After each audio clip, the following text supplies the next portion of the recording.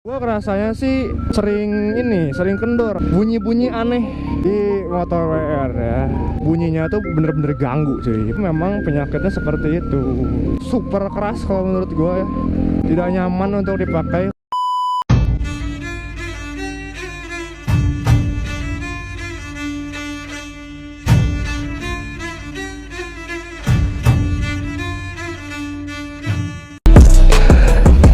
Yo, assalamualaikum warahmatullahi wabarakatuh. What is up and how's it going my fellow bikers?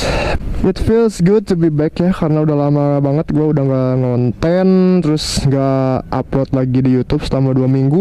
Udah cukup lama ya.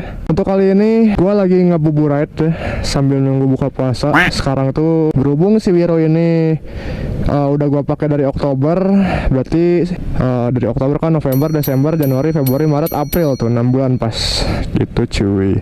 Jadi kalau kesahnya tuh apa sih, terus kendalanya tuh apa aja? Mungkin gue lebih ke WR yang sudah disupermotokan seperti ini ya, karena gue nggak ngerasain juga kalau misalkan WR ori itu seperti apa. Jadi ceritanya nih, gue dari beli pertama dari dealer itu seminggu kemudian langsung dimodif supermoto gitu cuy. Nah, jadi gue bakal bahasnya itu kalau misalkan sudah dimodifikasi supermoto gitu cuy. Nah, kendala dan keluh kesahnya seperti apa kita bahas sambil di jalan ya cuy ya. Ini gue lagi di pom bensin Dago ya. Ini baru sekarang dinyalain, tadi mah gelap anjir. Ya, Pertamax naik Gak kerasa ya cuy ya, udah memasuki bulan Ramadan lagi ya. Perasaan kayak baru kemarin gitu, bulan-bulan puasa tuh sekarang sudah memasuki bulan puasa yang pertama bagi si Wiro ini ya. Asik. Oke, gue sambil bahas pemakaian ya.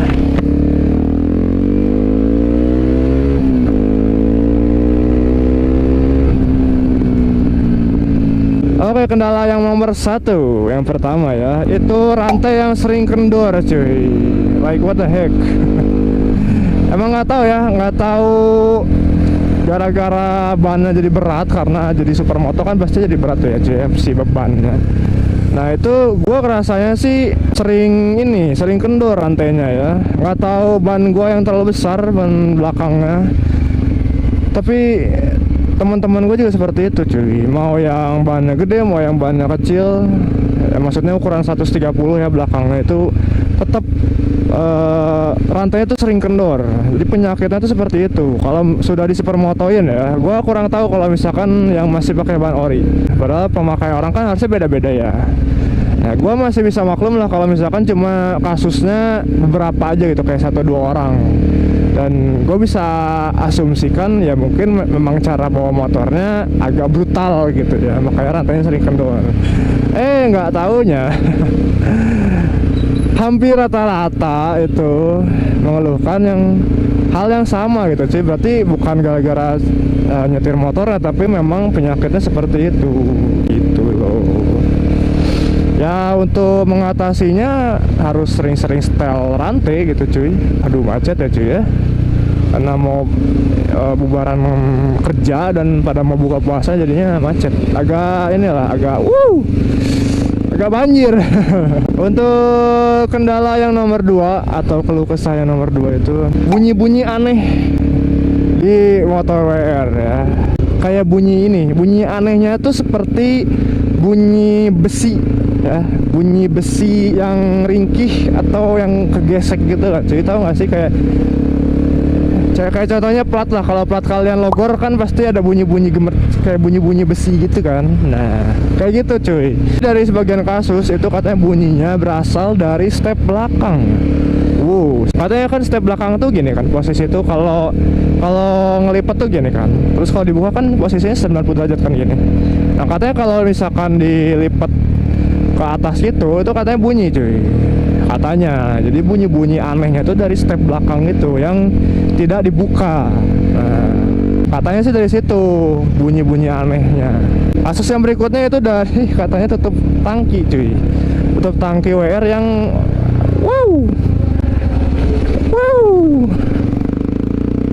tukup tutup tangki WR yang katanya agak kendor. Tapi kalau gua aman-aman aja sih, alhamdulillah tuh. Ini nggak bunyi kok tuh. Dia masih padat bunyinya, terus masih kenceng, jadi nggak ada bunyi-bunyi dari tutup tangki sih kalau gua sendiri ya. Paling dari plat nomor aja sih. Nah kalau misalkan kekurangannya plat nomor disimpan di bawah ya itu pasti kalau kurang kenceng si bautnya itu bunyinya tuh bener-bener ganggu cuy, bener-bener bunyinya tuh ganggu. Ini hujan lagi, bermacet-macet ria. Tadi sampai mana ya? Oh ya pokoknya itulah bunyi-bunyi aneh itu dari kalau nggak dari step belakang, dari plat nomor, ya dari tangki. Nah kekurangannya kalau misalkan kalian plat nomor dikekolongin kayak gua gini, kalau misalkan si bautnya agak kendor dikit aja itu pasti berbunyi yang mengganggu gitu.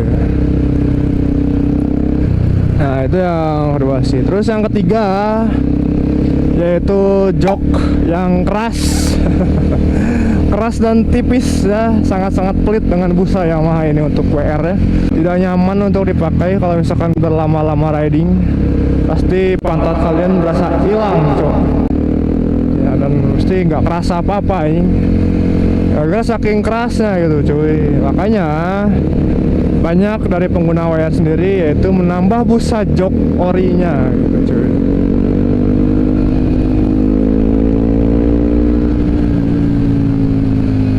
Ya biar nggak keras itu, biar pantat Anda aman, sentosa, jaya gitu, makmur.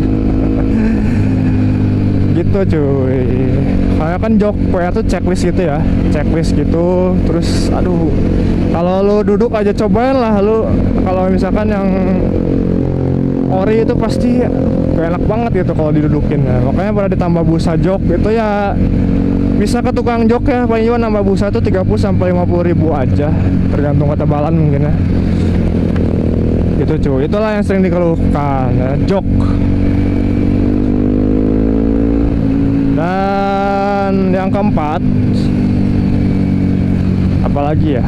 Oh ini ECU, ECU-nya yang sebenarnya bukan dikatain suka error ya, tapi banyak kasus yang error ECU-nya gitu, lantaran mereka yang sudah ganti lampu. Jadi si ECU-nya tuh error. Nah ECU error itu menyebabkan si indikator injektor yang ini yang warna kuning di sini itu nyala. Nah itu. Nah banyak kasusnya gara-gara mereka yang sudah ganti lampu ya, ganti apa sih anjing? Lah macet cow, mending muter balik aja lah. Aduh nggak bisa lagi anjing. Bisa macet cow, itu macet. Males banget anjir. Maaf ya, maaf. Kita muter balik. Nah pokoknya si ECU-nya tuh sering yang error ya kalau bagi yang sudah ganti lampu. Maksud lampu di sini tuh yaitu lampu LED depan ataupun stop lamp yang belakang ya. Tapi rata-rata tuh gara-gara stop lamp belakang kalau misalkan diganti tuh banyak yang error di sini ya. Karena yang pertama yaitu si kabelnya yang salah gitu cuy ya. Si kabelnya tuh yang salah, terus yang semrawut gitu loh si kabelnya tuh. Makanya sering terjadi error di ECU-nya gitu cuy.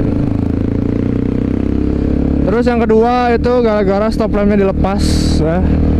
Nah itu kan ada bolongan buat ke belakang kan, untuk ke kabel-kabel perkabelan di belakang ini. Karena kan stop lamp pasti harus butuh bolongan kan untuk kabel ke listrikannya gitu. Nah ini kalau misalkan stop lampnya dilepas, itu kalau misalkan hujan atau banjir, si air tuh pasti masuk ke dalam cuy. Kalau misalkan kalian nggak ditutup ya, itu pasti masuk ke dalam dan menyebabkan konslet dan error ECU ya. Kalau sudah konslet itu bahaya. Si speedometer pasti mati, lampu pasti mati gitu cuy. Tapi kalau untuk listrikan motor sendiri, untuk pengapian dan kelistrikannya, maksudnya kalau untuk nyalain motornya ya, itu tidak terganggu, itu nggak masalah ya.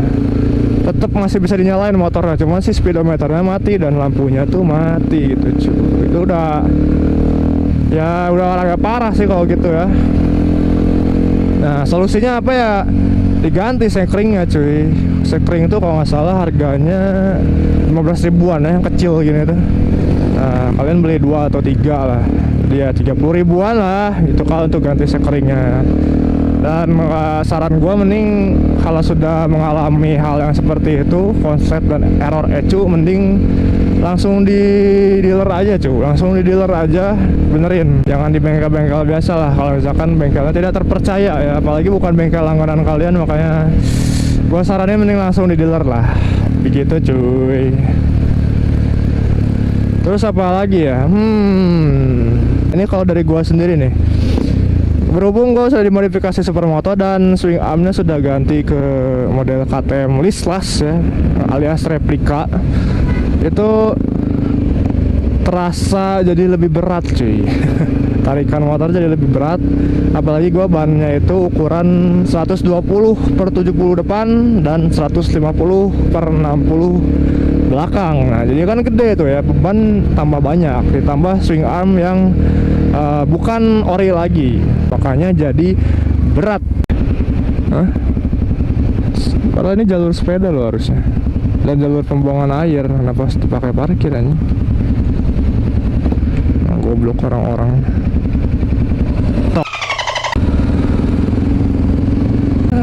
Bulan puasa bikin batal aja kelakuan orang-orang bodoh yang kayak gitu ya.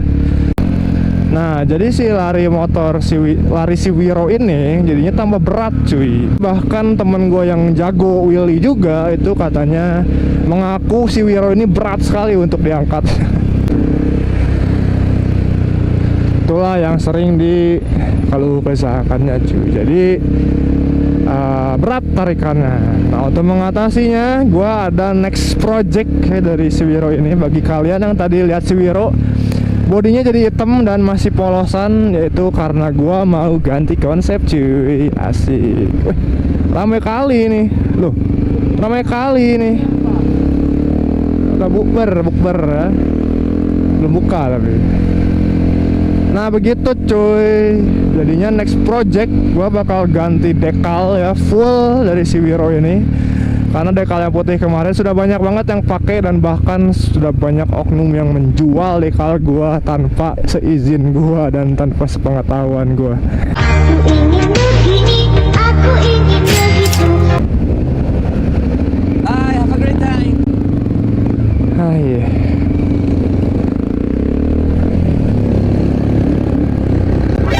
Apa lagi Gojek? Woi. Kan nyebrang sembarangan. Aduh mau lewat Braga tapi ditutup gitu. Nah jadi next projectnya itu ganti dekal. Nah terus gua bakal ganti rumah koplingnya ya jadi 6 per, karena yang sekarang masih 4, walaupun sudah diganti per koplingnya pakai tiger, tapi hanya sedikit saja perubahannya gitu ya. Memang jadi lebih agak enteng sih, cuma sedikit banget. Jadi gue pengen ganti per koplingnya jadi 6 ya, rumah koplingnya gitu. Untuk per koplingnya sendiri mungkin gue bakal pakai tiger lagi ya. Dan mungkin sisi negatifnya si koplingnya jadi rada berat, tapi si tenaga makin jos gitu cuy, biar nggak memble gitu. Rakannya kayak memble banget kalau sekarang tuh. Untuk mengakalinya beli rumah kopling yang 6 per ya. Ada yang merek apa ya tadi tuh, XTR ya, merek XTR kalau nggak salah tuh. Ya gue pengen coba lah itu. Harganya itu 350 ribuan, jadi ya mudah-mudahan ada rezekinya, jadi gue bisa ganti gitu ya cuy ya. Nah bagian nanya bodi birunya kemana bang, terus dekal yang kemarin kemanain? Ya gue tukar pakai dulu. Jadi beliau pengen bodi warna biru dan gue pengen bodi warna hitam, jadinya kita tukeran dulu lah, tukar pakai dulu gitu cuy. Nah jadi dekal gue ya masih nempel di motornya dia gitu, motornya beliau. Nah sekarang gue pakai bodinya beliau warna hitam karena gue pengen ganti konsep sih gitu cuy. Untuk dekal yang warna putihnya banyak sekali yang jual sekarang ya. Udah 3-4 toko yang gue lihat itu jual dekal gue tanpa izin dan sepengetahuan gue, tinggal copy paste gitu doang gitu. Ya gue harap, ya gue sayang aja sih gue udah sampai di rumah. Mungkin segitu dulu aja untuk keluh kesah dan kendala pemakaian WR 155 selama 6 bulan, dan khususnya sih lebih spesifiknya ya yang sudah dimodifikasi supermoto seperti ini. Begitulah rata-rata keluh kesah dan kendalanya. Dan untuk next project ya tadi gue udah sebutin bakal ganti dekal semua sampai belakang. Di ini bodinya pakai hitam ya sekarang biar masuk kemana-mana gitu konsepnya. Nanti kalau misalkan pengen ganti-ganti lagi. Terus gue pengen ganti rumah koplingan nanti jadi 6 ampere. Udah situ aja, sama mungkin pengen ganti lampu ya. Lampunya pengen gue ganti ini sama yang baru yang ada alisnya gitu, biar lebih keren lah gitu istilahnya. Oke, segitu dulu aja videonya. Thank you for watching and see you in the next video. Dan happy fasting bagi yang menjalankan ibadah puasa. Oke, bye bye.